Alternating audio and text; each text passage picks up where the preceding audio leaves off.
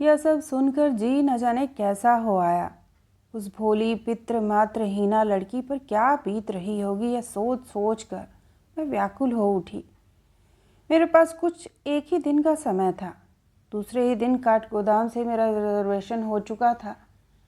एक ही दिन में उससे मिलकर क्या लौट पाऊंगी। दिन भर इसी उधेड़ बुन में पड़ी रही। उसी रात को यदि मैं हीरा को सपने में न देखती तो शायद ललिता से मिलने न जा पाती। आंखें लगी ही थी कि उदास हीरा पैताने आकर बैठ गई। न कुछ बोली, न हंसी, न हिली, न डुली। वही जयपुरी साड़ी पहने थी जो कभी मैंने उसे अलीगढ़ की नुमाइश से खरीद कर दी थी।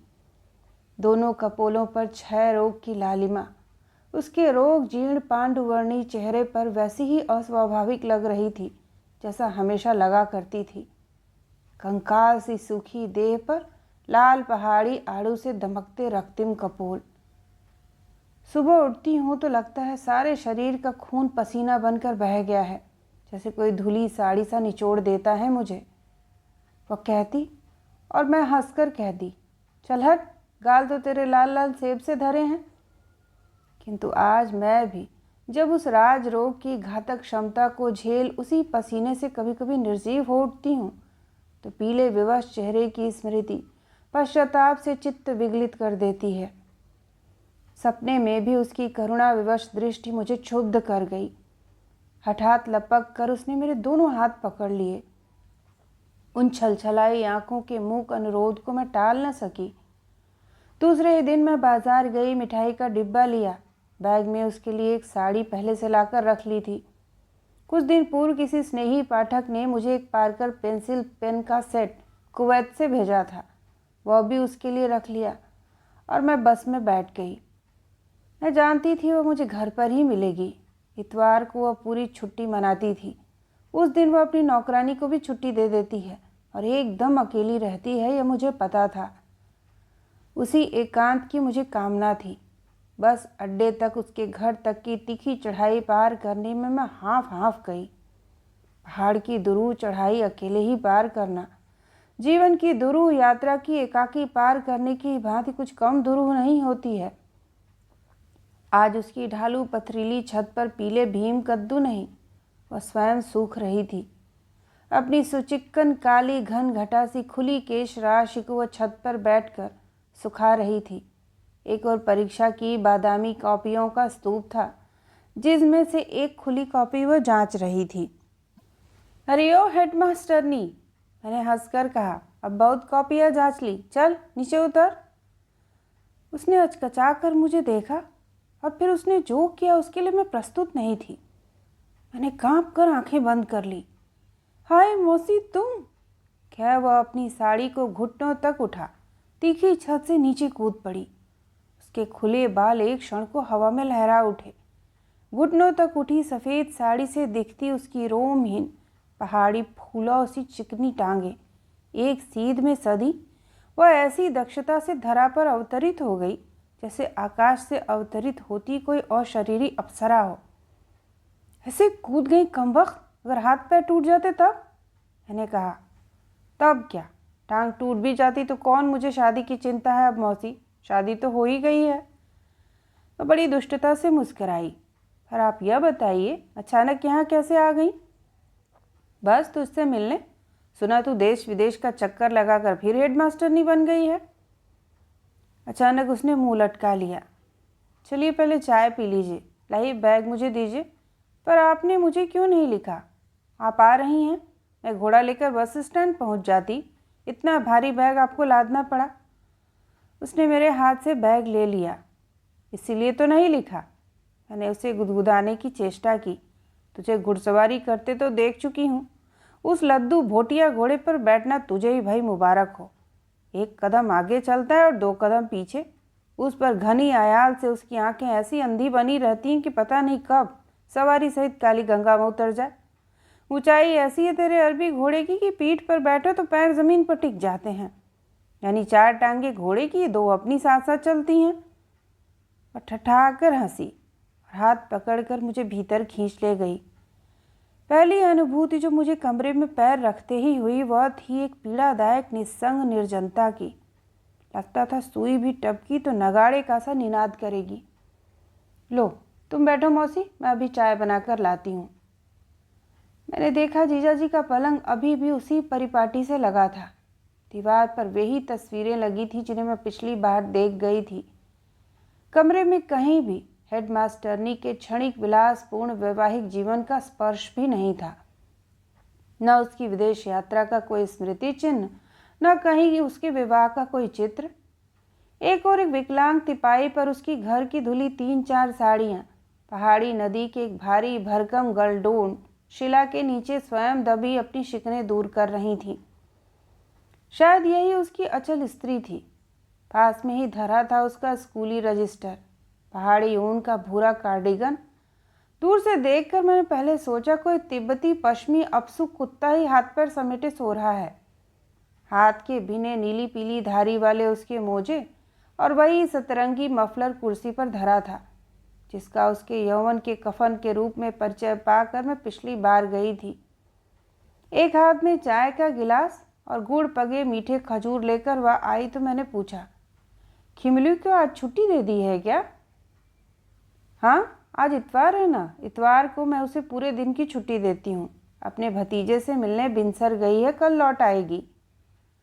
अपनी चाय का गिलास लेकर वह फिर मेरे पास बैठ तो गई, पर मुझे लगा वह धीरे धीरे मुझसे दूर खिसकती जा रही है। न अपने प्रत्यावर्तन की कोई कैफियत, न अपने संक्षिप्त विवाहित जीवन का कोई प्रसंग। मैं जितनी ही बार कुछ पूछने की चेष्टा करती वह उतनी ही बार बड़े चातुर्य से पैतरा बदल एक न एक बहाना बना कभी कुछ लेने चली जाती, कभी क्रमशः वेगवती बन रही वर्षा की आड़ी तिरछी फुहारों को कमरे के भीतर आने से रोकने के लिए अकारण ही पटापट खिड़कियां बंद करने लगती। मैं समझ गई, अपने जीवन के उस अप्रीतिकर परिच्छेद का प्रथम पृष्ठ मेरे सम्मुख उजाले में खोलने में वह सकुचा रही है। ठीक है, रात होने पर ही पूछूंगी। शायद रात्रि का अंधकार पूर्ण एकांत उसकी जिह्वा को मुखर बना दे। मैंने यही किया। रात को मेरे पलंग से सामान्य व्यवधान रख पलंग खिसका कर लेट गई। बत्ती बुझाने का प्रश्न ही नहीं उठा था। उस ग्राम में बिजली दुर्लभ पाहुने से तो पहले आती ही नहीं थी। आती भी तो उसी त्वरा में चली जाती और फिर रात भर नहीं आती। और रात भी ऐसी ही थी। ललिता, मैंने कहा, तू क्या अब सचमुच ही लौटकर नहीं जाएगी? कहाँ? सब कुछ समझकर भी वह अनजान बन गई। अपनी ससुराल? नहीं। उसका दृढ़ स्वर रात्रि की निस्तब्धता में हथौड़े सा बज उठा। जानती है जीजाजी क्या कहते थे? तेरी बुआ जब अपनी दन्या गांव की ससुराल जाने को राजी नहीं हुई और बरसों तुम्हारे यहाँ पड़ी रहीं, तो जीजाजी जी ने मेरे सामने उनसे कहा था, कालिंदी, स्कूल न जाने वाले लड़के और ससुराल न जाने वाली लड़कियां मुझे बहुत बुरी लगती हैं। तो फिर क्यों नहीं जाएगी ससुराल? ऐसे बड़े घर में तेरा विवाह हुआ, राजपुत्र सा वर और राजसी वैभव मिला, और एक तू है सिर फिरी किस सड़ियल स्कूल में हेडमास्टरनी बनी मरखप रही है। वह निरुत्तर रही। आखिर तू भाग क्यों आई? झगड़ा हो गया था क्या? देख ललिता, तेरी अम्मा मेरी आत्मीया ही नहीं प्रिय सखी भी थी। यदि कहूँ कि आज मैं तेरी मौसी ही नहीं माँ भी हूँ, तब भी नहीं बताएगी क्या? शायद मैं तेरी कुछ मदद कर सकूँ।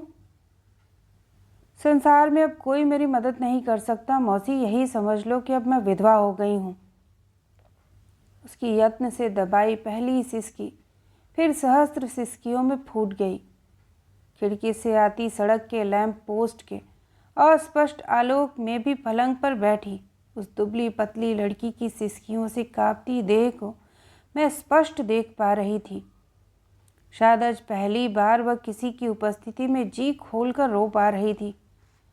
मैं जानती थी कि न कोई उसकी ऐसी सहयोगिनी है, न कोई आत्मीया जिसके सम्मुख वह अपनी अनकही वेदना का पात्र ऐसे उड़ेल पाई होगी। मैंने उसे जी भरकर रोने दिया। फिर वह स्वयं ही तटस्थ होकर मेरी ओर मुड़ी। तुम पूछ रही हो मैं क्या ससुराल कभी नहीं जाऊंगी? वह हंसी। बाहर क्षण भर को चमकी बिजली की क्षणिक कौंध में व्यंग, शोभ और क्रोध से तिर्यक उसके अधरों की अवज्ञापूर्ण स्मित देखकर मैं हचकचा गई। आवेश से वह ऐसे हाँफ रही थी जैसे पुराने श्वास की रोकड़ी हो। मेरी ससुराल है ही कहाँ जब मैं वहाँ जाऊँ मौसी? जब आपसे मिली तब मैं स्वप्नावस्था में थी। सप्ताह में उनकी 2-2 चिट्ठियाँ आ रही थीं। जीवन में कभी किसी ने मुझे प्रेम पत्र नहीं लिखा। इसी से किसी रोचक उपन्यास की मोहक धारावाहिक किस्तों से उनके प्रेम पत्रों को मैं सहज कर रख लेती। पीसियों बार पढ़ पढ़कर उनकी एक एक पंक्ति, एक एक नवीन प्रेम पगा संबोधन मुझे कंठस्थ हो गया था। फिर जब भी कोई विदेश से आता उपहारों से मुझे लाद देते। घड़ी, परफ्यूम, साड़ियाँ, पर्स, कार्डिगन। यहाँ से कोई जाता तो मैं भी कुछ न कुछ भेजती रहती। हाथी दाँत का सिगरेट केस, चिकन के कुर्ते, पहाड़ी हरी चाय के डिब्बे। एक बार तो मैंने अपने पूरे महीने का वेतन ही उपहार जुटाने में फूंक दिया था। बार बार लिखते, जल्दी तुम्हें यहाँ बुलाने की व्यवस्था कर रहा हूँ। जानता हूँ बाबूजी का बिछोह तुम्हारी कठिन अग्नि परीक्षा सिद्ध होगा, किंतु यही तो है पति की विजय और पिता की पराजय। यहाँ आते ही तुम अपने बाबूजी को भूल जाओगी। मैं निहाल हो जाती। कभी कभी तो अपने सुख से निर्लज्ज बनी मैं बाबूजी को उनके पत्रांश सुनाने लगती। मेरी संभावित विदेश यात्रा के लिए मुझसे भी अधिक अधीर तो बाबूजी हो उठे थे। चिट्ठी आती तो लाठी पर चिबुक साधे चुपचाप मुझे देखते रहते। चिट्ठी पढ़कर शायद मैं उन्हें कुछ सुखद प्रसंग सुना दूं। ठीक जैसे पालतू अनुशासनबद्ध कुत्ता भोजन ग्रहण कर रहे स्वामी के सम्मुख बैठा आंखों ही आंखों में उदग्र याचना भर टुकुर टुकुर देखता है कि दयालु स्वामी एक गस्सा तो उसकी ओर फेंकेगा ही। कभी कभी मुझे बाबूजी पर गुस्सा भी आता। इतनी ही स्वतंत्रता मुझे नहीं है कि मैं पति का प्रेम पत्र एकांत में तो पढ़ लूं। चिट्ठी लंबी होती और मुझे पढ़ने में विलंब होता तो बड़े अधैर्य से बीच में ही पूछ बैठते, क्यों, क्या लिख रहा है आज? टिकट भेजा है क्या? मैं कभी कभी उन्हें झिड़क भी देती। ओ, पढ़ने तो दीजिए बाबूजी। आसी निरी स्नेही पिता को दी गई वही झिड़की मेरे कलेजे में फांस बनकर चुभ रही है। उन्हें क्या टिकट की चिंता अपने लिए थी? उधर मैं कल्पना के पंख लगाकर किसी शून्य आकाश में उड़ने लगी थी। आंखें बंद कर देखती, मैं जा रही हूँ। एयरपोर्ट पर मुझे लेने वर्षों से प्रवासी मेरे लोकप्रिय व्यक्तित्व संपन्न पति के मित्रों की भीड़ जुटी है। उन सब नदियों को, उन अनजान शहरों को जिनका अस्तित्व मेरे लिए आज तक नक्शों तक ही सीमित था, जिनके भौगोलिक नीरस सूत्र मैं अपनी न जाने कितनी छात्राओं को रटाते रटाते उबने लगी थी, वही आज मेरी आंखों के सम्मुख सरस सजीव बनकर बिखर रहे थे। Manchester, Newcastle, lake district. फिर देखती मैं वहाँ से रंगीन पिक्चर पोस्टकार्ड भेज रही हूँ अपनी अध्यापिकाओं को और छात्राओं को। बाबूजी पूरे गांव में घूम घूम कर इष्ट मित्रों को हमारी रंगीन तस्वीरें दिखा रहे हैं। कोई भी भारत जा रहा है तो मैं पूरे गांव के लिए विदेशी उपहार भेज रही हूँ।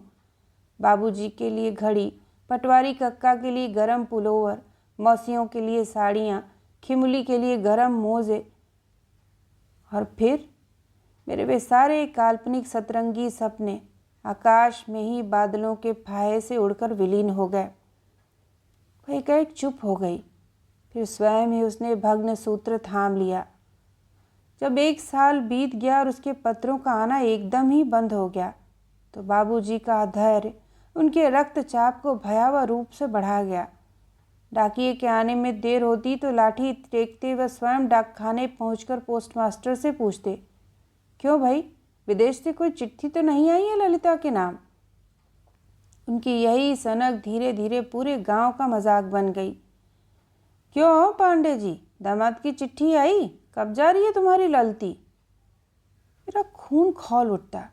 मेरे सरल बाबूजी उस तिलमिलाने वाले व्यंग्यपूर्ण प्रश्न पर भी सामान्य स्नेहपूर्ण जिज्ञासा के ही रूप में ग्रहण कर लेते। अरे आजकल डाक में बहुत गड़बड़ी हो रही है।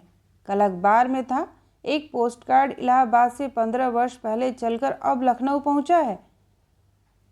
सामर्थ्यहीन पिता की पुत्री जब किसी बड़े घर में ब्याही जाती है तो बिरादरी के अनेक हृदयों पर सांप लौटने लगता है। मुझे बार बार वाल्मीकि रामायण में विभीषण को कहे गए रावण की तिलमिला देने वाली पंक्तियां याद हो आती। जानामि सर्वलोकेषु ज्ञातीनाम् अये राक्षस दृश्यन्ति व्यसन्वेते ज्ञातीना ज्ञात्यः सदा। बिरादरी के लोग ही तो अपने किसी बिरादरी की दुर्गति देखकर आह्लादित होते हैं। मैं बार बार बाबूजी को समझाती, अब क्यों दुनिया भर में कहते फिरते हैं कि आपके दामाद को 20,000 तनख्वाह मिलती है, उसने 5 बेडरूम का मकान खरीद लिया है, 2 मोटरें हैं और ललिता शीघ्र ही वहाँ राज करने जा रही है। तो बेटी मैं क्या झूठ कहता हूँ? अपने भोले शिशु के से प्रश्न से मुझे निर्वाक कर देते। जब पत्र न आए पूरे 3 महीने बीत गए तो बाबूजी भी धैर्यच्युत हो गए। बोले, ललती मैंने स्थिर किया है, दामाद न बुलाते तो न सही, मैं तुझे अपने खर्चे से वहाँ भेजूँगा। नहीं, मैंने कहा, आपके पास है ही क्या जो आप मुझे भेजेंगे? वह क्या काठगोदाम से अल्मोड़ा तक का टिकट है जो आप चट से खरीद मुझे कुमाऊँ मोटर यूनियन की बस में बिठा देंगे? जानते हैं वहाँ का टिकट कितने का है? हाँ हाँ जानता हूँ, तेरा छोटा मामा क्या वहाँ नहीं है? मैं उसको लिख दूँगा, वह तुझे आकर ले जाएगा। फिर अच्छे ग्रह नक्षत्र की गणना कर उसे भेज देंगे, वही तुझे ससुराल पहुँचाएगा। मैं उनके साहस को देखकर दंग रह गई। क्या था उनके पास? मात्र 120 रुपये की पेंशन और मेरे विवाह के बाद बची उनकी फंड की क्षीण सीमित राशि कुल 4,000। उसमें से भी 1,000 वे जर्जर छत और मकान के पिछली बरसात में गिर गए वामांग की मरम्मत के लिए निकाल चुके थे।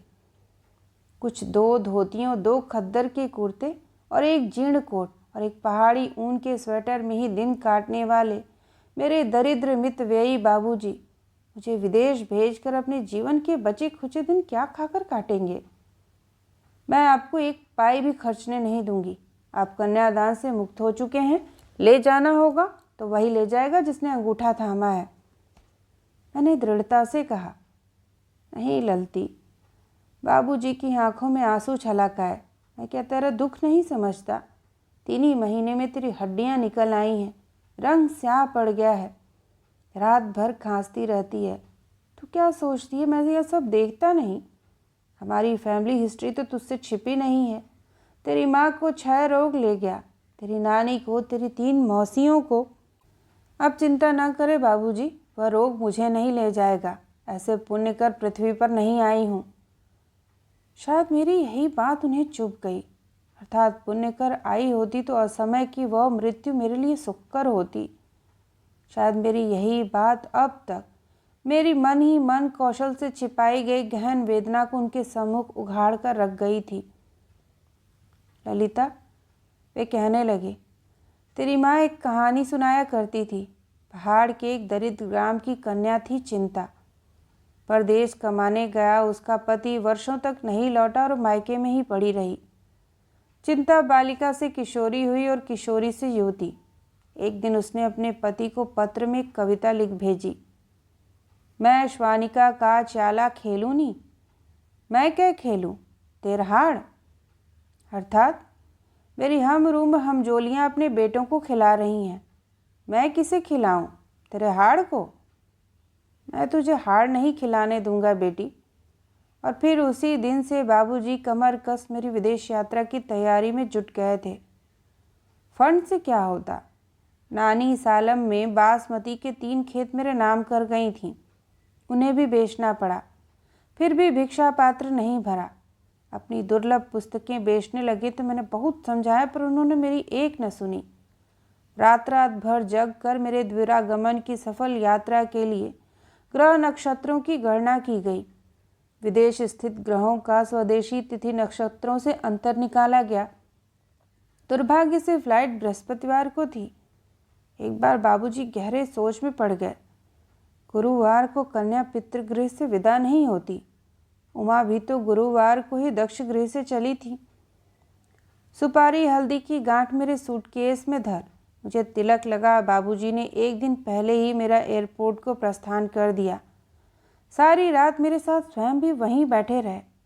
सच कहती हूँ मौसी, मेरे पैरों से धरती छोड़ी तो कलेजा धड़ धड़ धड़कता मुंह को आ रहा था। एक ओर था अदम्य उत्साह, दूसरी ओर उतनी ही उदग्र व्यग्रता। कहीं कोई लेने नहीं आए तब? और फिर जब उनसे मिलूंगी मुझे अचानक सामने खड़ी देखकर वे क्या सोचेंगे? क्या मेरा निर्लज्ज अभिसारिका का रूप उन्हें मोह पाएगा? मेरे दुस्साहस से अभिभूत हो वे मुझे बाहों में भर लेंगे या अवमानना से दूर पटक देंगे? हो सकता है बेचारे स्वयं ही बीमार हों और हमें चिंता होगी जानकर हमें कुछ लिखा ही ना हो। जब राम राम करती लंदन पहुंची तो अनेक दुश्चिंताओं से मेरा हृदय उद्वेलित हो रहा था। हीथ्रो एयरपोर्ट के बारे में स्वयं उन्हीं से अनेक बातें सुनी थी।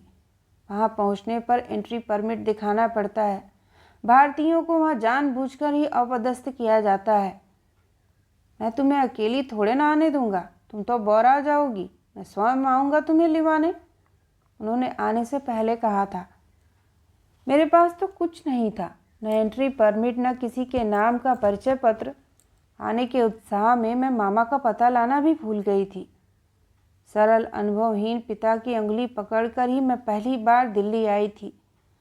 उस विराट हवाई विश्राम स्थली को देख मुझे लगा सहसा पिता की अंगुली मेरी पकड़ से छूट गई है और मैं किसी मेले की अंतहीन भीड़ के रेले में खो गई हूँ। मामा का चेहरा मुझे ठीक ही याद था, किंतु उस अनचीने अनजाने परिवेश में उन्हें नहीं पहचान पाई। तब वैसे बाबूजी ने उन्हें यह भी लिख दिया था कि मैं किस रंग की साड़ी पहनकर एयरपोर्ट पर उतरूंगी। यही नहीं, मेरा एक ताज़ा चित्र भी खिंचवाकर उन्होंने भेज दिया था। मैंने उद्भ्रांत दृष्टि से इधर उधर देखा, न जाने कितने काउंटर थे और कैसी श्वेतांगी भीड़। एक पल को मैं ठगी सी देखती रही।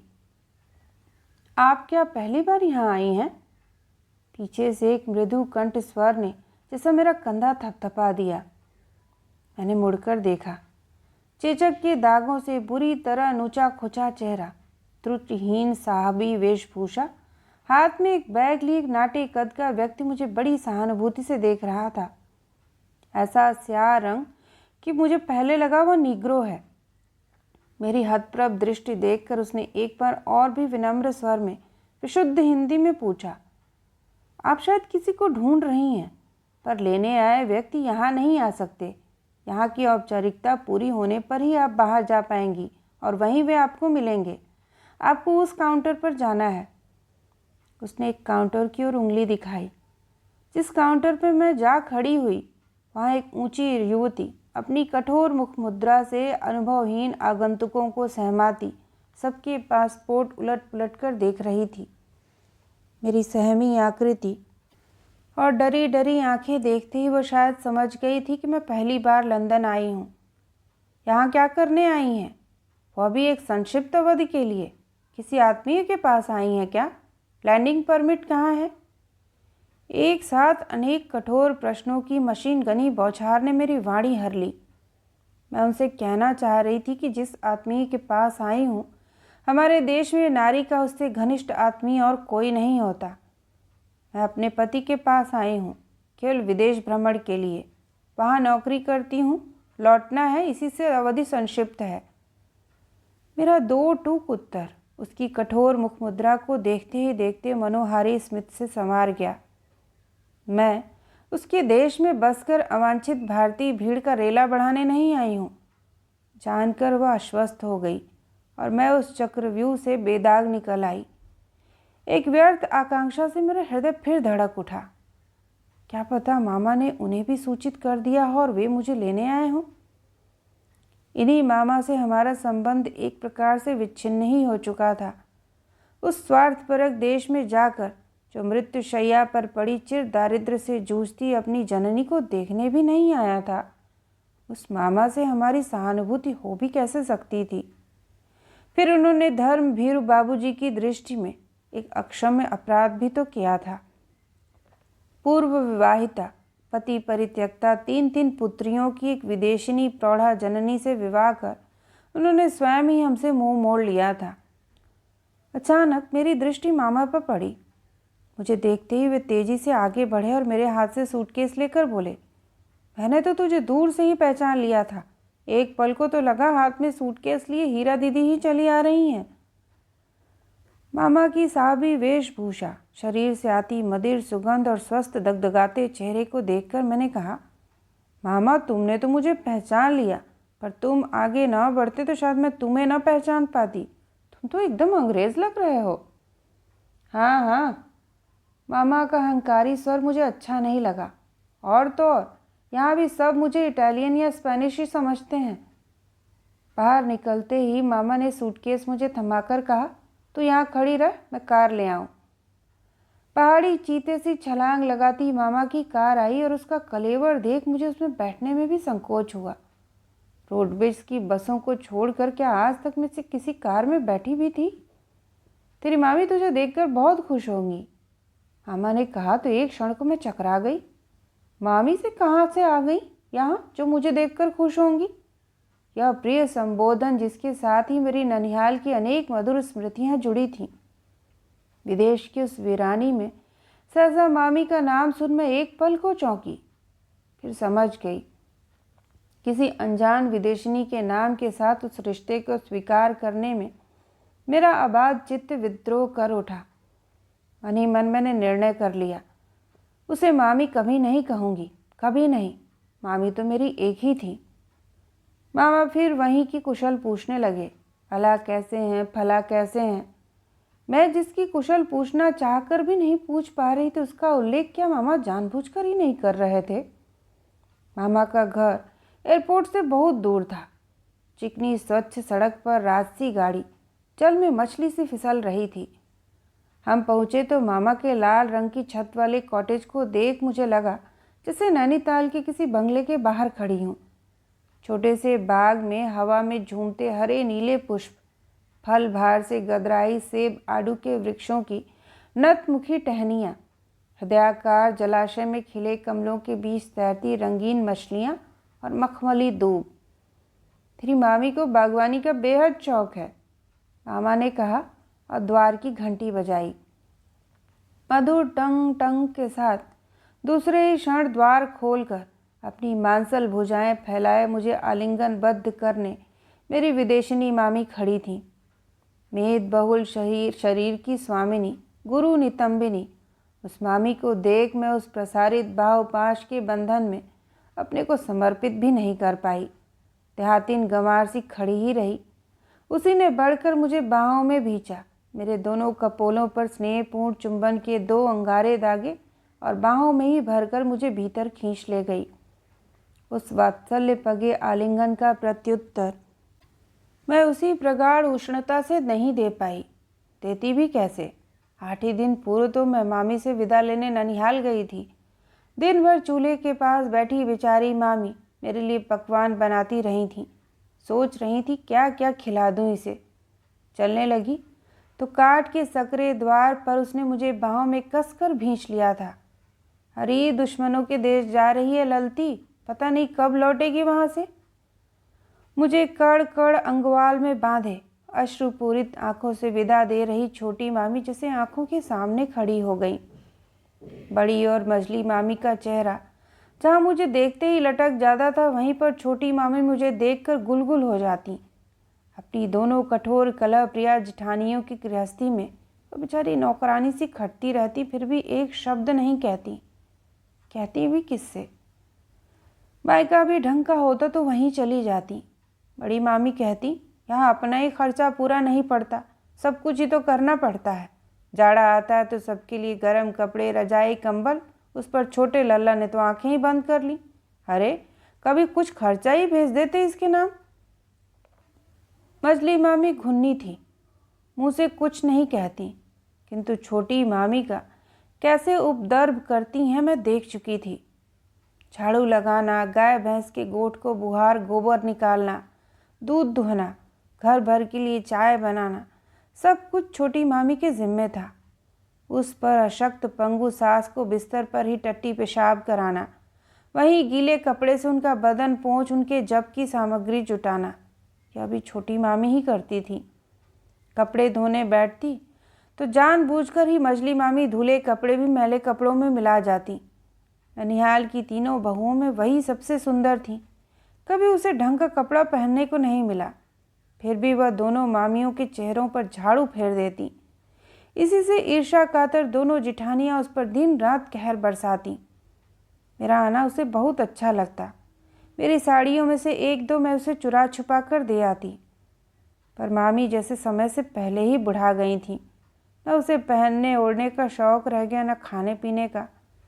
मायके में एक ही भाई बचा था, वो भी बद्ध पागल। एक बार उसे भाई दूज का टीका करने गई तो उसने रात ही को मामी को कूट काट कर सड़क पर डाल दिया था। एक अपनी छात्रा से सुना कि वो बेहोश सड़क पर पड़ी हैं। मैं ही भागकर उन्हें वहाँ लिवा लाई थी। हल्दी चूना लगाकर मैंने कहा, मामी अब तुम मेरे पास ही रहोगी। कैसे रह सकती हूँ ललती, तू आज नहीं तो कल एक न एक दिन तो ससुराल जाएगी ही, फिर मैं क्या अकेली नंदोई के यहाँ रह सकती हूँ? भले ही उसके शरीर से उस विदेशिनी माफिके से शरीर की महमा सुगंध ना आती हो, उसकी वही गोबर पिरुल मिश्रित सुगंध मुझे बहुत अच्छी लगती थी। मामा की दोनों पुत्रियां कहीं निकल गई थीं। छोटी एक हाई मार फिर टीवी से चिपक गई। उस बर्फीली औपचारिकता से मेरा कुछ ही घंटों में दम घुटने लगा। शाम हुई तो मैंने डरते डरते कहा, मामा मुझे वहाँ कब तक पहुँचा दोगे? कहाँ? मामा ने शायद जानबूझकर मुझे छेड़ा और मैं लाल पड़ गई। देख ललिता, मामा बोले, यहाँ से वह जगह 50 किलोमीटर की दूरी पर है। आज आराम कर ले, कल सुबह तुझे पहुँचा दूँगा। एक बात बता, यह विवाह क्या तूने अपने मन से किया या जीजा जी ने रिश्ता ढूंढा? बाबूजी ने। मैंने सिर झुका लिया। आश्चर्य होता है, उन्होंने मुझसे एक बार कुछ पूछना भी उचित नहीं समझा। मैं तो समझ गया था कि मामला कुछ गड़बड़ है, नहीं तो जीजा जी तेरे आने की सूचना दामाद को न देकर क्या मुझे देते? उसने तुझे बुलाया है क्या? टिकट भेजा था यहाँ से? नहीं, मैंने सिर हिलाया। और तू बिना बुलाए इतनी दूर आ गई? मेरी गीली आंखें शायद उन्होंने देख ली थी। एकाएक उनका खींचा झुझलाया स्वर नरम हो उठा। एक बात तुझे समझा दूं ललिता, यह देश स्वार्थ परकों का देश है। यहाँ जैसे भारत की रेजगारी नहीं भुनती, वैसे ही वहाँ के संस्कारों की रेजगारी भी हम नहीं भुना सकते। तेरी शादी को अब 1 वर्ष होने को है। चाहने पर वह दूसरे ही महीने तुझे यहाँ बुला सकता था। तू यदि यह सोच रही कि वह तुझे वैसा ही मिलेगा जैसा भारत में था, तो यू आर सैडली मिस्टेकन। अब भी यदि कोई ऐसी वैसी बात न हो गई हो तो यह मत सोचना कि विदेश में तेरा कोई नहीं है। रक्त मांस की डोर सहज में नहीं टूटती ललिता। मामा की इस वाक्य ने मुझे चौंका दिया। तब क्या मामा को अपने किए का पश्चाताप होने लगा था? क्या अपनी अपाप विद्ध पत्नी के प्रति किया गया अन्याय उन्हें विगलित करने लगा था? क्या इस विलास के समस्त साधनों से परिपूर्ण गृह की कृत्रिम सज्जा में, धधकती बिजली के बनावटी अग्नि स्तूप में उन्हें उस नीची ढालू छत के अपने ग्राम के उस पहाड़ी मकान की याद आ रही थी, जहाँ शीशम के द्वारों पर बनी काठ के द्वारपालों की मूर्तियों की अवनत मूछों पर पाज के धधकते कोयले और डीठों की आंच सदा सदा के लिए अपनी सुवासित धूम्र कुंडली की मोहक सुगंध छोड़ गई थी? क्या अपने इस मस्क आफ्टर शेव लोशन से मिलती जुलती नानी के उस हिरन की खाल मढ़े पिटारे की सुगंध से उनके नथुने नहीं फड़क रहे थे, जिनमें घर भर के गर्म कपड़े बंद रहते थे और जिन्हें निकालते ही पूरे कमरे में कस्तूरी के बीड़ों की सुवास मौ मौ महकने लगती थी? अपने उन नकली विदेशी गलीचों को देख क्या उन्हें मेरे ननिहाल के उन तिब्बती दंत चुटकों की याद आ रही थी, जिनके हरे पीले गुलाबी चटक रंगों की धूमिल पड़ गई बिनाई को हम उनके साथ बर्फ की पहली फुहारों में पीट पीट कर पुनरुज्ज्वल करते थे? उस विराट काया नवीन जीवन सहचरी के बाहुपाश में बंधे मेरे निर्वीर छोटे मामा क्या मेरी सुंदरी छोटी मामी को सचमुच ऐसी हृदयहीनता से भूल गए कि एक बार एकांत में भी उसके बारे में मुझसे कुछ नहीं पूछा? वह मामी जो छूने से भी मैली होती थी, वह मामी जिसे देखकर लगता था कि अभी उसके दूध के दांत भी नहीं टूटे, वह मामी जिसके कभी पान न खाने पर भी दोनों होठ टुक टुक लाल रहते। जब उसे मामा के विवाह का समाचार मिला तो वह पागल सी हो गई थी। न किसी से बोलती, न हंसती, न कहीं जाती। नानी मृत्यु शैया पर पड़ी थी। उनके लिए एक ऐसा आघात सिद्ध हुआ कि वे फिर उठ ही नहीं पाई। सब जानते थे कि छोटे मामा में ही उनके प्राण अटके हैं। छोटी मामी अब उनके सिरहाने से एक पल को नहीं हटती। मृत्यु के एक दिन पहले मैं भी पहुंच गई थी। मुझे देखते ही नानी ने व्यग्र होकर मेरा हाथ पकड़ लिया। तू आ गई ललती, देख आज ही अपने छोटे मामा को चिट्ठी लिख दे। अब आगे से कहना मैं मरूं तो मुझे पिंड ना दे। पर वहाँ पिंड देने आ ही कौन रहा था। नानी की मृत्यु के बाद छोटी मामी की स्थिति और दयनीय हो उठी। एक बार जी में आया कहूँ, मामा तुमने मामी के साथ बहुत अन्याय किया है। कुछ खर्चा तो उन्हें भेज ही सकते हो। पर जितनी ही बार कुछ कहने की चेष्टा करती, सिंहिका सी विदेशिनी मामी उनका माया ग्रास मुंह में भर लेती। क्या वह जानती थी कि छोटे मामा ने मेरे अक्षम्य अपराध किया है? क्या सौत के अस्तित्व से उसका परिचय था? पर न मैं उससे कुछ कह पाई न मामा से। दूसरे दिन मामा ने चलने को कहा और मैं सूटकेस लेकर तैयार हो गई तो मामा कहने लगे, मेरा कहना मान तो एक बैग लेकर ही चल। सब ठीक रहा तो मैं तेरा सूटकेस कल पहुंचा दूंगा। क्यों? मैंने शंकित दृष्टि से उन्हें देखा। अच्छा चल ठीक है, पर देख मैं बाहर से ही लौट जाऊंगा। तेरे पति से मैं कई बार उलझ चुका हूँ। उसने अपमानित कर ही मुझे एक बार घर से निकाला है, दूसरी बार मैं उससे मिलना नहीं चाहता। एक भयावह संभावना मुझे कपा गई। तब क्या मामा उन्हें जानते थे? क्या मेरे पति के अतीत का कोई रहस्यमय प्रकरण मामा पढ़ चुके थे? जी में आया मामा को झकझोर डालूं। मामा क्या उनके प्रवासी जीवन के किसी प्रच्छन्न रहस्य की अभिज्ञता ही तुम्हें इस संशय में डाल रही है कि मैं वहां जाकर उल्टे पांव लौट आऊंगी? बाबूजी ने मामा को तो एक बार लिखा था कि तुम जाकर पता लगाना क्यों वो ललिता को अपने पास बुलवाने में जानबूझकर ऐसा ढील ढिलाव कर रहा है। पर यह भी मामा का कैसा अन्याय था। कुछ देख भी लिया था तो मैं लिख तो सकते ही थे। पर दूसरे ही क्षण मुझे अविवेकी मूर्ख चित्त ने स्वयं अपने को दिलासा दिया। जिस व्यक्ति ने स्वयं मुझे पसंद किया था और 4 ही दिन में विवाह संपन्न कराने की जिद पकड़ ली थी, जिसके व्यवहार, जिसके पत्र और जिसके बार बार मुझे अपने पास बुलाए जाने के आश्वासनों को एक पल को भी मुझे कभी अभिनय का पुट नहीं दिखा, और मुझे अब किस छलना के विवर्त में भटका सकता था। चलिए मामा, मैंने दृढ़ स्वर में कहा, और वे एक बार फिर कुछ कहने को उद्यत हुए। फिर न जाने क्या सोचकर कार में बैठे मेरे लिए दरवाज़ा खोल दिया। मार्ग भर वे एक शब्द भी नहीं बोले। आज सोचती हूँ सुदीर्घ अवकाश का सुअवसर पाकर मैं क्यों उनसे कुछ पूछ नहीं पाई। क्यों मैंने छोटी मामी के पक्ष में दी गई सशक्त दलीलों से उन्हें विचलित नहीं कर दिया। पति गृह की अनजान परिधि में ही मुझे उतारकर वे बोले, वह तीसरी बड़ी सी इमारत देख रही है ना, वह मेरा क्लब है। मैं 8 बजे तक तेरी प्रतीक्षा करूँगा। अभी 5 बजे हैं। मैंने अपने सारे प्रश्न अपने कंठ में ही घुटक लिए। मुझे छोड़कर मामा बाहर से ही जाने लगे तो मैंने डरते डरते पूछा, अंदर नहीं आओगे मामा? नहीं, उन्होंने दृढ़ स्वर में कहा, पर मैं तेरे लिए 8 बजे तक रुका रहूँगा। तुम चले जाओ मामा। मेरा स्वर खींच से तीखा उठा था। मैं क्या अब तुम्हारे साथ लौटूंगी? एक विशाख दृष्टि मेरी ओर निक्षेपण कर मामा ने फिर अपनी जिद दोहराई, नहीं, मैं तेरी प्रतीक्षा करूँगा।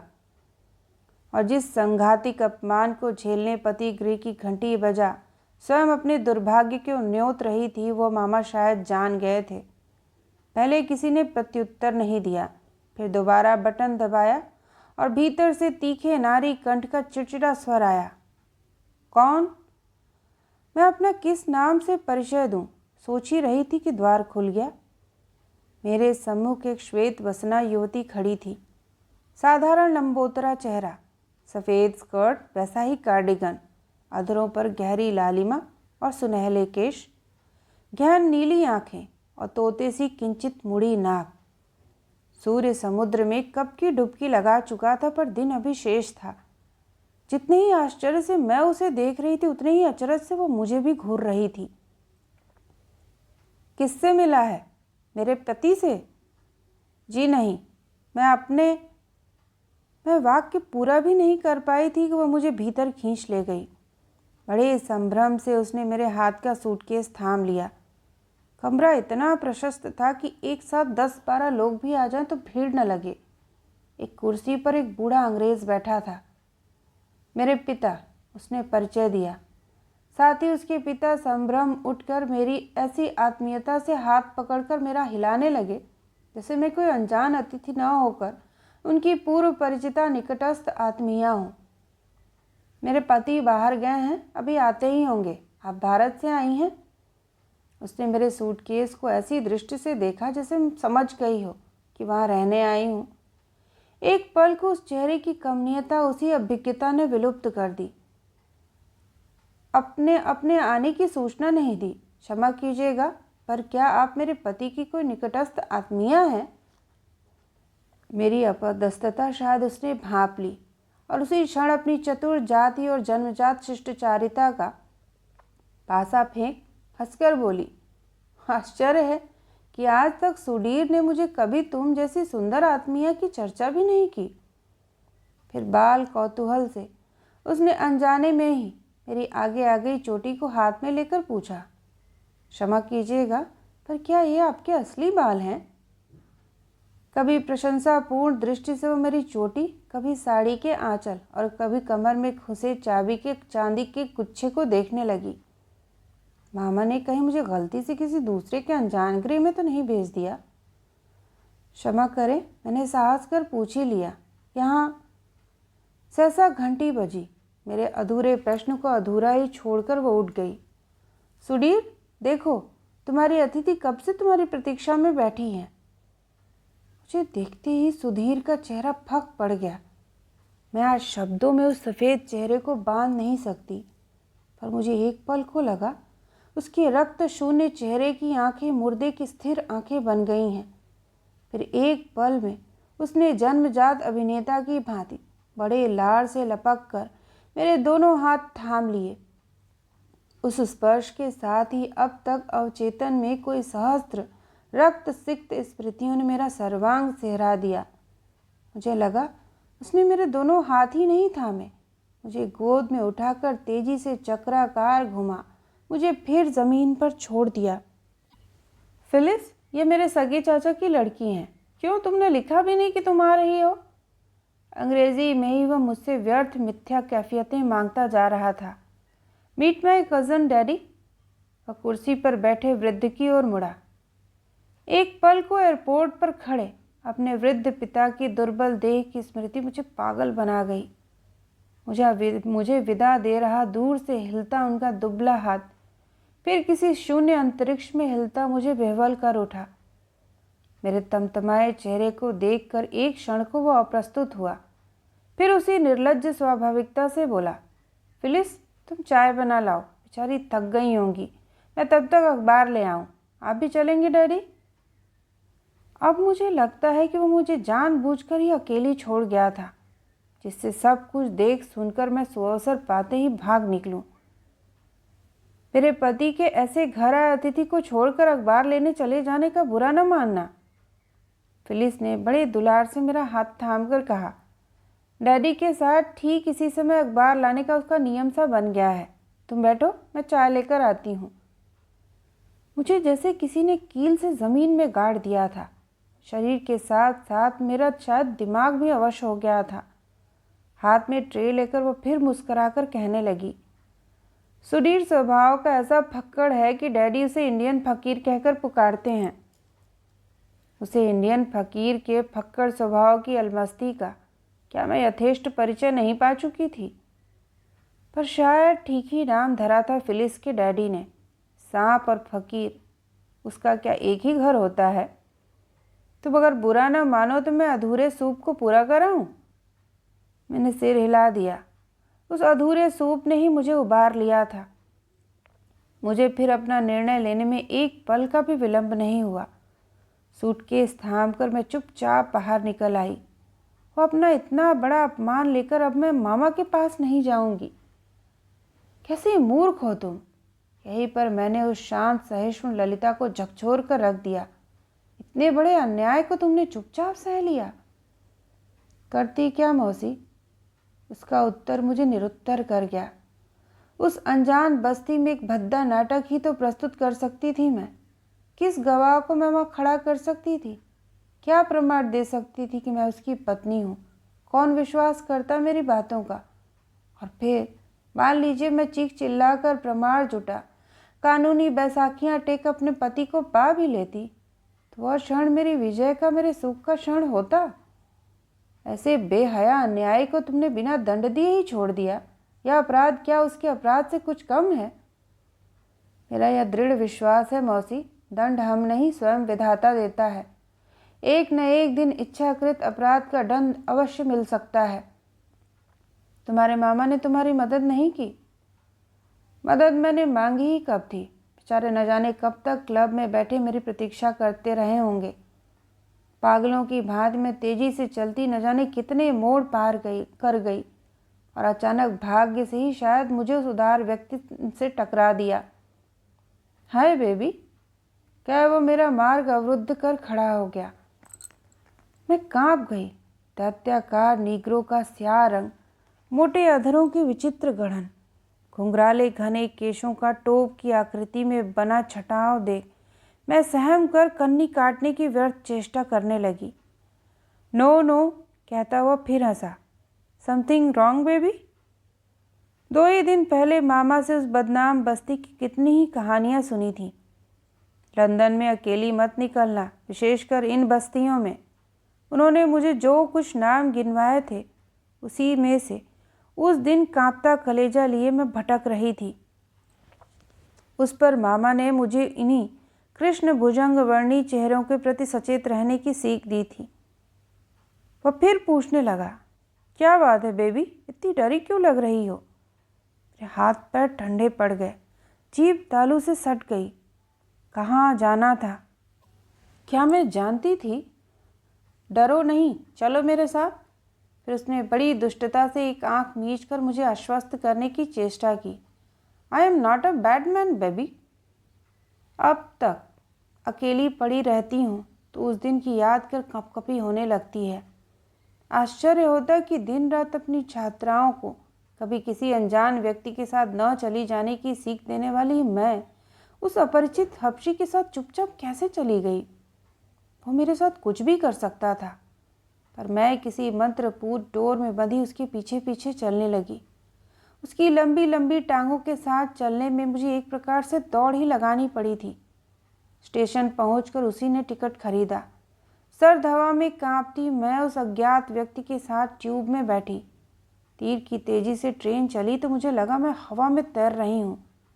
एक बार बरेली गई थी गृह विज्ञान की परीक्षा लेने। जिद कर साथ की अध्यापिकाएं मुझे एक अंग्रेज़ी फिल्म देखने खींच ले गईं। मेरे जीवन में वो पहली अंग्रेज़ी फिल्म थी। उसमें एक ऐसा ही दृश्य था। एक नीग्रो एक युवती को ऐसे ही बहला फुसला कर पाताल रेल यात्रा के बीच उसकी हत्या कर भाग जाता है। पकड़े जाने पर वह अदालत में कहता है वह एक नहीं अनेक युवतियों की हत्या कर चुका है। उनका सर्वनाश कर उनकी हत्या करने में ही उसे परमानंद आता है। जो नारी एक बार मेरी हो चुकी वह किसी अन्य की ना हो। ऐसी निर्लज्ज स्वीकारोक्ति के बाद वह अदालत में ठठाकर हंसता है। वो विभत्स हंसी ने मुझे कई रातों तक सोने नहीं दिया। मुझे लगा अंग्रेज़ी फिल्म का वही हत्यारा आज मुझसे सटकर बैठा वैसी ही योजना बना रहा था। मैं बैठी थर थर काँप रही थी। केवल एक कार्डिगन और शॉल में मुझे ऐसे ठक ठक काँपती देख उसने बड़ी सहानुभूति से मुझे देखा। Feeling cold baby? और फिर बिना मेरे उत्तर की प्रतीक्षा किए उठकर उसने अपना लंबा कोट खोल मेरे कंधों पर लपेट दिया। फिर मुझे अपनी दीर्घ बाहों में घेर अपनी सिल सी चौड़ी छाती के पास सटा लिया। अपने कोट के साथ साथ उसने शरीर की गर्माहट मुझ तक पहुँचाकर भी उसे संतोष नहीं हुआ। किसी पुराने वटवृक्ष की जटिल जटाओं जैसी लंबी पश्मी डोरियों वाले गुलूबंद को मेरी गर्दन पर लपेटकर बोला, घर चलकर गर्म कॉफ़ी पिलाएंगे तुम्हें। तुम हिंदुस्तानी तो बहुत चाय पीते हो ना। गंतव्य स्टेशन आने पर बिजली की गति से खुलते बंद होते ट्यूब द्वारों ने उसने मुझे तेजी से निकाल किया। तभी उसकी दृष्टि मेरी चप्पलों पर पड़ी। बिना जूते मोजे के तुम इतनी दूर चली कैसे आई? I am sorry. मैं जानता तो तुम्हें इतनी तेजी से न दौड़ाता, तुम्हें गोद में उठा लेता बेबी, तुम तो इतनी हल्की हो। हंसकर उसने फिर काकवत अपनी ग्रीवा बंकिम की। पुअर पुअर चाइल्ड बड़बड़ाता वो मुझे एक बार फिर अपनी बाहों के घेरे में बांध कंधे से सटाकर चलने लगा। उसके साथ कई अंधी गलियों को पार कर मैं वृद्ध की हिलती दंत पंक्ति से जिन खिड़कियों के नीचे खड़ी हुई उसे देखकर लगा मैं एक बार फिर भारत पहुंच गई हूँ।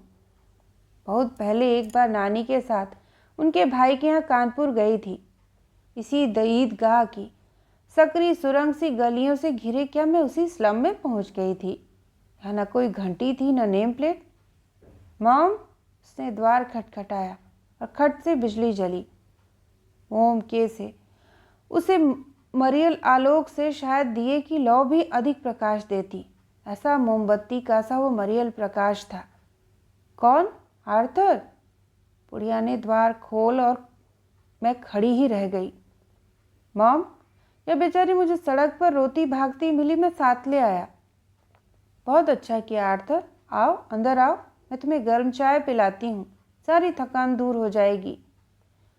वह मुड़ी तब भी मैंने देखा कि वह अंधी हैं। आर्थर ने बढ़कर उससे मोमबत्ती अपने हाथ में ले ली और दूसरे हाथ से नेत्रहीन माँ का कंधा पकड़कर कमरे में ले गया। पीछे पीछे मैं चल रही थी। जीवन में आज तक अनेक आत्मीय स्वजनों के साथ रही हूँ मौसी, पर विदेश में उस अनजान परिवार ने मेरी बाँह तक उस स्नेह से न गही होती तो शायद मैं उसी दिन ऊब कर आत्महत्या कर लेती जिस दिन पति गृह से अपमानित होकर इच्छाकृत निर्वासन का वर्ण किया था।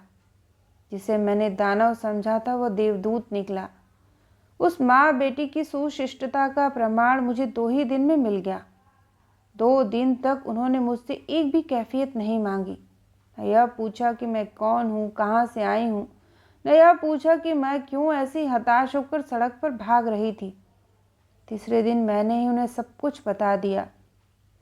उस अंधेरी कोठरी में जहाँ का बल्ब सदा किसी मोतियाबिंद से धुंधली आँख सा ही धुंधुआता था, उस नेत्रहीन वृद्धा और किसी निर्दोष दंतहीन शिशु से भोले गृहस्वामी से मैं अपने जीवन की सबसे बड़ी लज्जास्पद घटना ज्यों का त्यों सुना गई। सब कुछ सुनकर आर्थर बिना एक शब्द कहे गंभीर मुंह बनाए खिड़की के पास खड़ा हो न जाने किस सोच में डूब गया।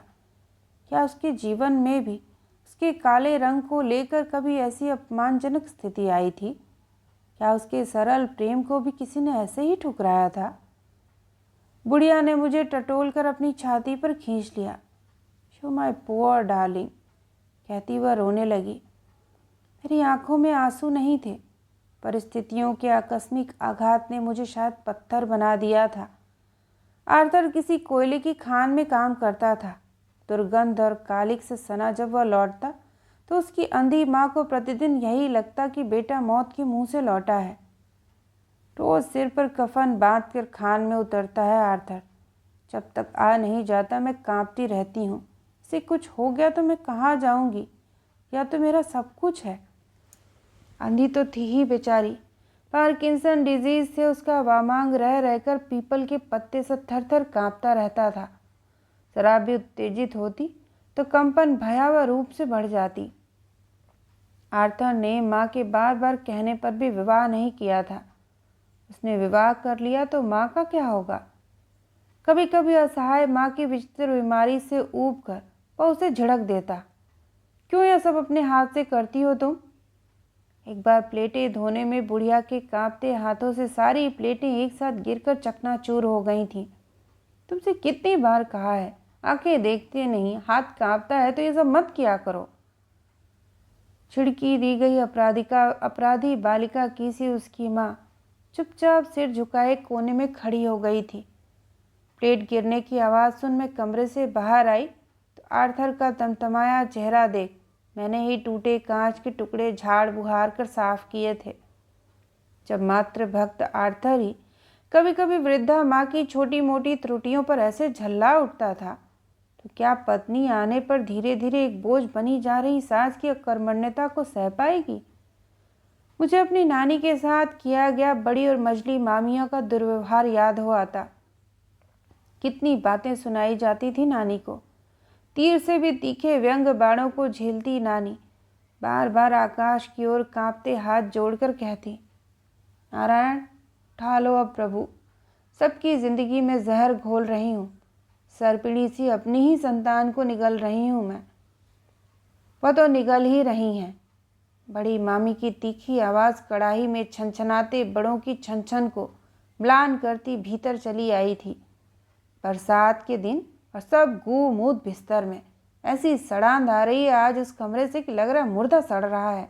अरे कम से कम यही बता दो कि चिलमची लगानी है। 5 महीने का हमारी लक्ष्मी का बेटा तक ऊँ कर बता देता है कि कुछ करेगा, और वे अपनी पुत्री के संतान की कार्यकुशलता का उदाहरण देती। मेरे एक भी बच्चे ने कभी बिस्तर नहीं भिगोया। एक ये है 80 बरस की हो गई, खाने पीने का सब होश है, पर नरक करेंगी तो आ भी नहीं करेंगी। छी थू। आर्थर की माँ ने ही बताया कि एक बढ़ई की श्वेतांगिनी पुत्री आर्थर के प्रेम में पागल सी हो गई थी। माता पिता से विद्रोह कर वह स्वयं उसे विवाह करने लंदन से यहाँ भाग आई थी, पर आर्थर ही उसे फिर उसके घर पहुँचा आया था। कहने लगा, मैंने उसे समझा दिया है, विवाह होगा तो बच्चे भी होंगे, फिर उन्हें स्कूलों में वर्ण विद्वेष की आग में झुलसना होगा। जीवन भर वे इसी कुंठा से दग्ध होते रहेंगे, झुलसते रहेंगे जिनसे मैं झुलसा हूँ। क्या तुम्हारे यहाँ भी यह सब कुछ है? अंधी आंखों ने मुझसे पूछा। मैं कैसे कहती। हाँ, हमारे यहाँ और भी घृणित ढंग से होता है। काली और गोरी चमड़ी का भेद अब और विकृत हो गया है। अखबारों के विवाह विज्ञापनों में अभी भी कन्या के गौर वर्ण की विशेष मांग की जाती है। हरिजनों को अब भी मशालों सा जलाया जाता है। वर्षों का दासत्व भोग कर भी हम अपनी आत्मा को मुक्त नहीं कर पाए हैं। सफ़ेद चमड़ी को देखते ही हमारी विवश दुम अब भी उसी विवशता से हिलने लगती है। गोरी चमड़ी की भाषा, उनकी विकृत संस्कृति, उनकी सभ्यता को पकड़ने हम अब भी लपक कर बढ़ते हैं। यह वर्ण विद्वेष नहीं तो और क्या है। 7 दिन उसी अंधेरी कोठरी में बिताकर मैं लंदन का वैभव बिना देखे ही भारत लौट आई। लंदन से दूर उस झोपड़पट्टी सी बस्ती में न मुझे किसी ने देखा, न मैं ही बाहर निकली। एक बार आर्थर ने प्रस्ताव रखा कि वह हर शनिवार को लंदन जाता है। मैं जब आई ही हूँ तो क्यों न वो मुझे कुछ घुमाकर दर्शनीय प्रसिद्ध ऐतिहासिक स्थान दिखा लाए।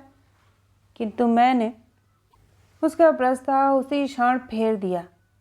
क्या यह संभावना सदैव नहीं बनी रहेगी कि किसी भी क्षण मैं उस प्रवंचक से टकरा जाऊं, जिसके अतीत के क्षणिक स्पर्श की स्मृति मुझे दिन रात सहस्त्र बिच्छुओं का सा डंक दे रही थी। British museum, Hyde Park, Buckingham palace के रंगीन चौबदार, सब कुछ देखने के अधूरे सपने आंखों में ही लिए मैं भारत लौट आई। ऐसी व्यर्थ विदेश यात्रा कर कोरी हंडिया से भारत लौटने वाली शायद मैं पहली भारतीय थी। आर्थर ने ही मेरे लौटने की संपूर्ण व्यवस्था कर दी थी। मैं चलने लगी तो उसकी माँ ने मुझे छाती से चिपटा लिया। कहने लगी, बच्ची तुम अभी जवान हो, एक बार ठोकर खा ली तो क्या हुआ, उठकर खड़ी हो, फिर सीना तान कर चलती रहो। इस बार अच्छा लड़का देखकर घर बसा लो। मैं उससे कैसे कहती कि हमारे देश में अब भी ब्राह्मण दुहिता का अंगूठा एक ही बार थामा जाता है। उसके संस्कार स्वयं ही उसे दूसरा अंगूठा थामने की अनुमति नहीं देते। कैसे नहीं देते? मैंने एक बार फिर उसे बड़े अधैर्य से टोक दिया था। अल्लाह को देख, उसने क्या तलाक लेकर एक मद्रासी से शादी नहीं कर ली और अपनी वह भरी अदालत में अपने नपुंसक पति के पौरुष की धज्जियां उड़ा अब ठाठ से दूसरा विवाह कर रानी बन बैठी है। अपनी अपनी बात है मौसी। एक बार जुआ हार कर सर्वस्व गंवा चुकी हूँ, दूसरी बार दांव नहीं लगा सकती। ठीक ही कह रही थी वह। मैं क्या उसे नहीं जानती थी?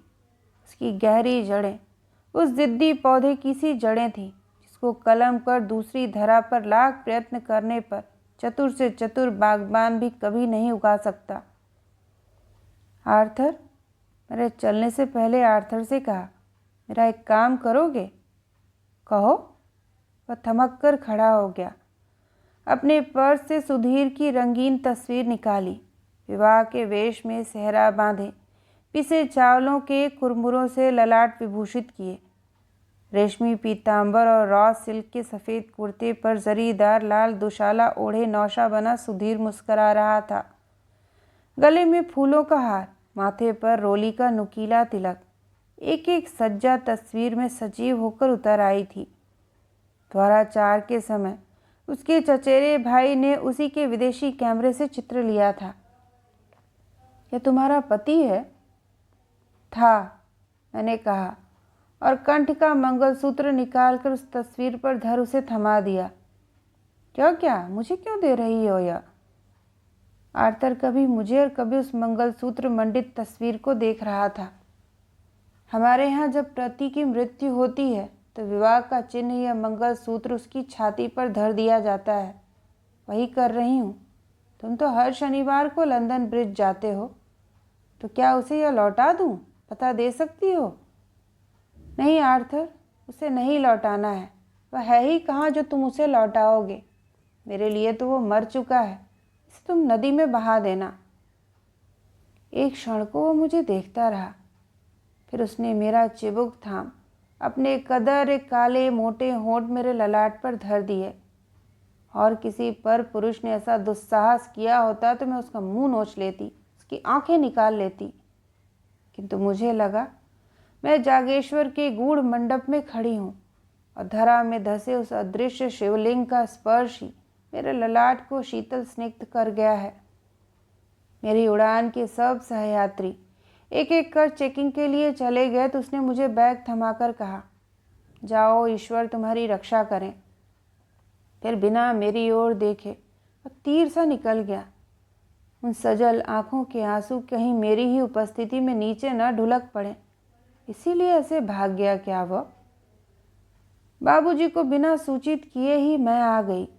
द्वार पर खड़ी देख वे पहले मुझे एकटक देखते रहे, फिर दोनों हाथों से सिर थाम कर बैठ गए। अंत तक उन्होंने मुझसे एक शब्द भी नहीं पूछा। शायद उनके सारे उत्तर उन्हें बिना प्रश्न पूछे ही उनके मेरे चेहरे पर लिखे मिल गए थे। धीरे धीरे मेरी और बाबूजी की लज्जा पूरे ग्राम में फैल गई। स्कूल जाती तो लड़कियां अध्यापिकाएं मेरे चेहरे को ऐसी सहानुभूति से देखने लगती कि मैं लज्जा और खिसियाहट से धरा में धंस जाती। यहाँ तक कि बात को खोद खोद कर पूछने वाली चौकीदारनी खिमली ने भी मुझसे कुछ नहीं पूछा। शायद सब ने मेरे अधीट फोड़े की असर टपकन को स्वयं भांप लिया था और कोई भी अब मरे सांप को मारना नहीं चाह रहा था। मैं नित्य सिर झुकाए स्कूल जाती और सिर झुकाए चुपचाप घर लौट आती। बाबूजी इसके बाद फिर घर से बाहर नहीं निकले। उस दिन से जो खाट पकड़ी बस जाने के ही दिन सीधे अर्थी पर उतरे। एक बार जी में आया कि बदली करवा लूं, पर क्या होता बदली करा के? मेरा दुर्भाग्य, मेरी लज्जा क्या मुझे छोड़ देगी? यही तो नारी जीवन का सबसे बड़ा अभिशाप है मौसी। जहाँ जाती उसका अतीत उससे पहले वहाँ पहुँच जाता है। सारी रात ही बातों में बीत गई थी।